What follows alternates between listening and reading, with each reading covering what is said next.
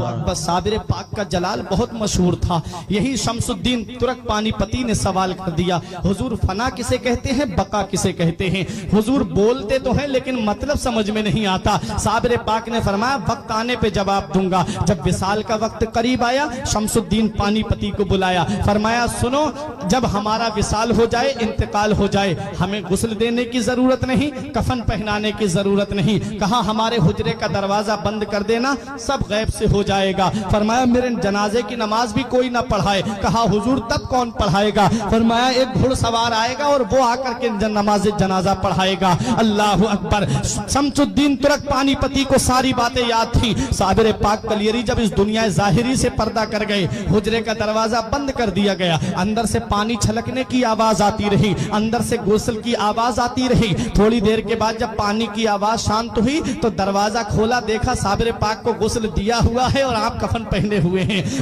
अल्लाह, ये है साबिर पाक कलियरी। अब उसका इंतजार हो रहा है जो नमाज जनाजा पढ़ाएगा। बड़े बड़े औलिया लाइन में लगे हुए हैं, बड़े बड़े औलिया सफ में लगे हुए हैं, अपने वक्त के जय्यद उलमा सफ में लगे हुए हैं, मुरीदीन सफ में बांधे खड़े हुए हैं। शमसुद्दीन पानीपती से किसी ने कहा अरे नमाज जनाजा तो शमसुद्दीन पानीपती ही पढ़ाएंगे, क्योंकि सुबह भी साबिर पाक के साथ में रहे, दोपहर को भी साबिर पाक के साथ में रहे, शाम को भी साबिर पाक के साथ में रहे, खलबत में साबिर पाक के साथ हैं, जलवत में साबिर पाक के साथ हैं, सफर में साबिर पाक के साथ हैं, हजर में साबिर पाक के साथ हैं। हर वक्त साबिर पाक के साथ जो रहे, जिसे साबिर पाक बड़ी मोहब्बत फरमाए, उसे शमसुद्दीन तुर्क पानीपती कहते हैं। कहा यही तो नमाज जनाजा पढ़ाएंगे। तब शमसुद्दीन पानीपती ने कहा मैं नमाज जनाजा नहीं पढ़ाऊंगा, बल्कि मेरे पीर का ये कहना है कि एक घुड़सवार आकर के मेरी नमाज जनाजा पढ़ाएगा।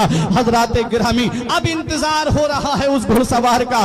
दूर धूल उड़ती हुई नजर आई। जब वो धूल करीब आई तो देखा कि घुड़सवार है, चेहरे पे नकाब पड़ी हुई है, मुसल्ले नमाज जनाजा पे खड़े हुए और नमाज जनाजा पढ़ा करके सवारी पे सवार होकर के जब चलने लगे, और जब घुड़सवार की सवारी थोड़ी बड़ी, तब शमसुद्दीन तुर्क पानीपती ने दामन पकड़ के कहा आपको पता है किसकी नमाज जनाजा पढ़ा के जा रहे हो?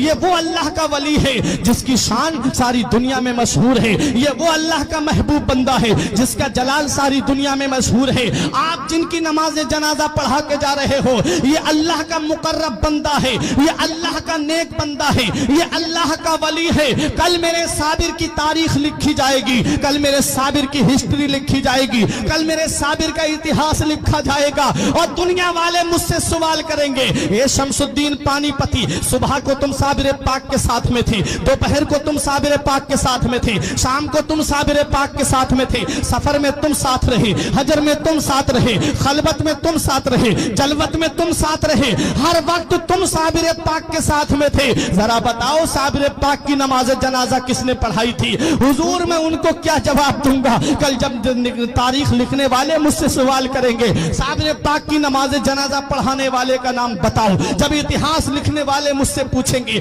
साबिर पाक की नमाज जनाजा पढ़ाने वाले का नाम बताओ, तब मैं उनको क्या जवाब दूंगा? जब अदीब अपनी अपनी तारीखों में लिखेंगे तब मैं उनको क्या जवाब दूंगा?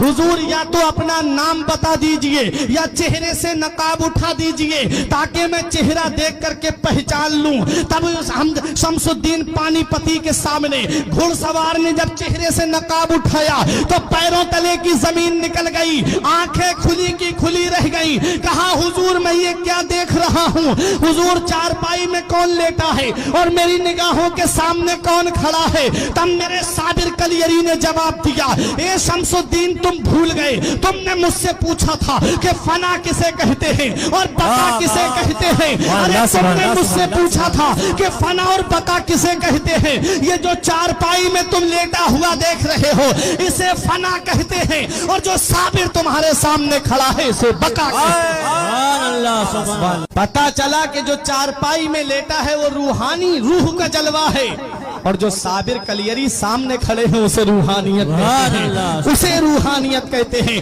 روح الگ ہوتی ہے، روحانیت الگ ہوتی ہے۔ جسے روحانیت کا مقام ملتا ہے وہ لوگوں کی امداد کرتا ہے، جسے روحانیت مل جاتی ہے وہ لوگوں کی مشکلیں دور کرتا ہے، جسے روحانیت مل جاتی ہے وہ جب جہاں ان کا چاہنے والا پکارتا ہے وہ وہاں پہنچ جاتے ہیں۔ تبھی تو میرے غوث نے فرمایا تھا نظر تو الى بلاد اللہ جمعہ کا خردلۃ علی حکم اتصالی، میں اللہ کے تمام شہروں کو ایسے دیکھ رہا ہوں جیسے کوئی اپنی ہتھیلی پر رائی کے دانے کو دیکھ رہا ہو۔ یہ کیا ہے؟ یہ روحانیت کا جلوہ ہے۔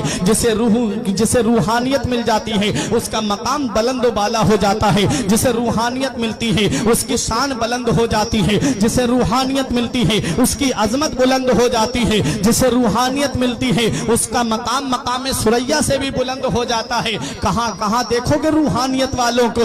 آؤ ذرا بتاؤ مجھے۔ غوث پاک رضی اللہ تعالی عنہ بغداد کی سرزمین پر رہے اور چند جگہ تبلیغ دین جانے کرنے کا ارادہ ہوا، وہاں تک پہنچ گئے۔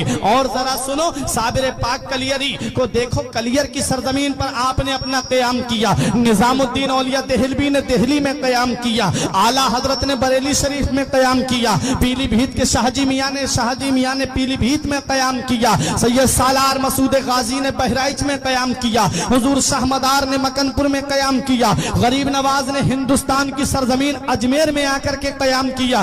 پورے ہندوستان میں تو نہیں گھومے تھے یہ اللہ کے